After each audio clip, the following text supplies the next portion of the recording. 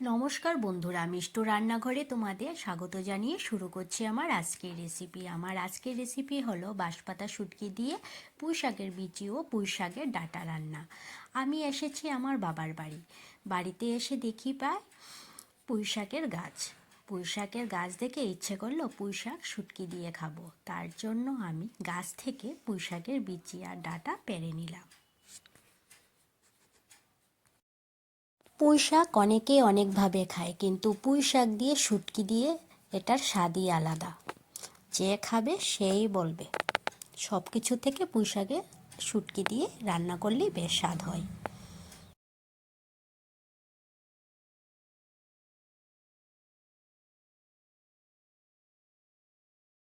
পুঁই শাকের বিচি আর পুঁই শাকের ডাঁটা আমার আনা হয়ে গেছে। এখন আমি এগুলিকে কেটে নেব। আজকের এই শুটকির তরকারিটা আমি রান্না করব না, করবে আমার মা। সব কিছু রেডি করে দেব, কারণ মার হাতে শুটকির তরকারি খুব ভালো হয়।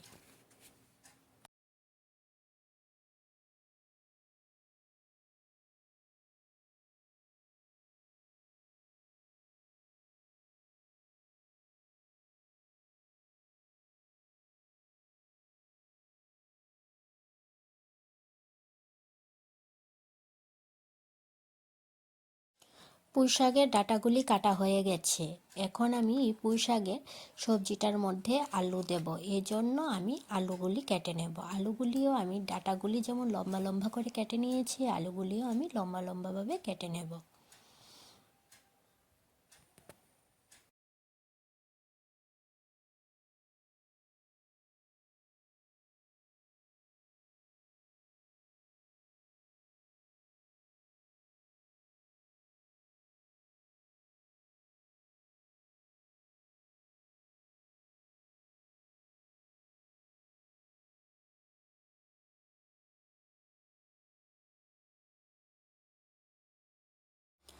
আলুগুলি কাটা হয়ে গেছে।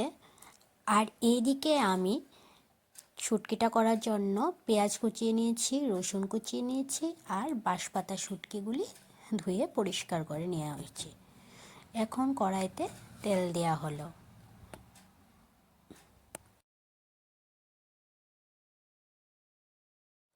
তেলটা গরম হয়ে গেছে, দিয়ে দেয়া হলো পেঁয়াজ কুচি। পেঁয়াজ কুচিগুলি এখন ভেজে নেওয়া হবে। পেঁয়াজগুলি হালকা ভাজা হওয়ার পর দিয়ে দেয়া হলো রসুন কুচি। এখন রসুন কুচিগুলিকেও ভাজা হবে। পেঁয়াজ রসুন ভাজা হয়ে গেছে, এখন দিয়ে দেয়া হবে বাঁশপাতি শুটকিগুলি। বাঁশপাতি শুটকিগুলি দেওয়ার পর বাঁশপাতি শুটকি, পেঁয়াজ, রসুন সবগুলি একসাথে আবার ভেজে নেওয়া হবে।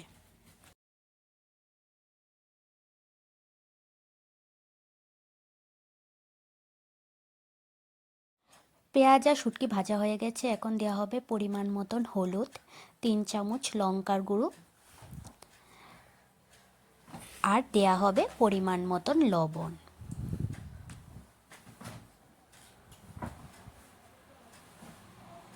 সব কিছু দেওয়ার পর এখন মশলাটাকে ভালোভাবে কষানো হবে।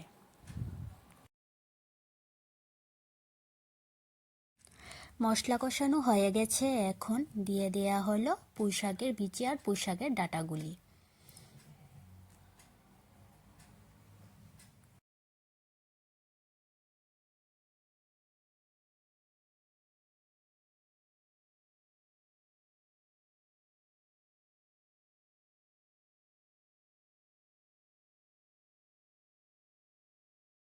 পুঁই শাকের ডাঁটা আর পুঁই শাকের বিচিগুলি দেওয়ার পর হালকা নাড়াচাড়া করে দিয়ে দেয়া হলো আলুগুলি।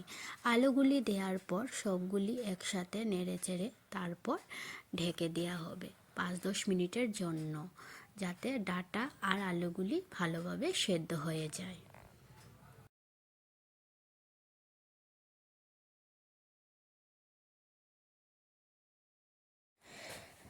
ঢাকাটা তোলার পর হালকা নাড়াচাড়া দিয়ে আবার 5-10 মিনিটের জন্য ঢাকা দিতে হবে, তাহলে ডাঁটাগুলি ভালোভাবে সেদ্ধ হয়ে যাবে।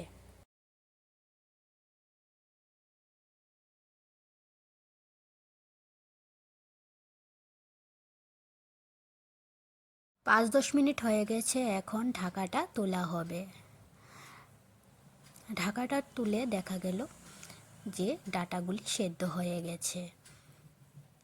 এখন সবজিটাকে ভালোভাবে ভেজে নিতে হবে।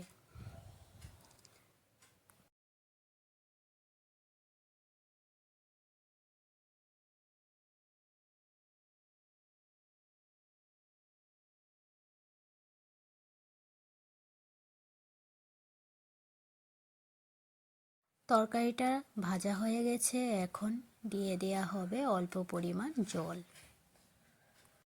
আজ তোমাদের সাথে শেয়ার করলাম আমার মার হাতে রান্না। ভিডিওটি যদি ভালো লেগে থাকে তাহলে লাইক আর সাবস্ক্রাইব করে দেবে।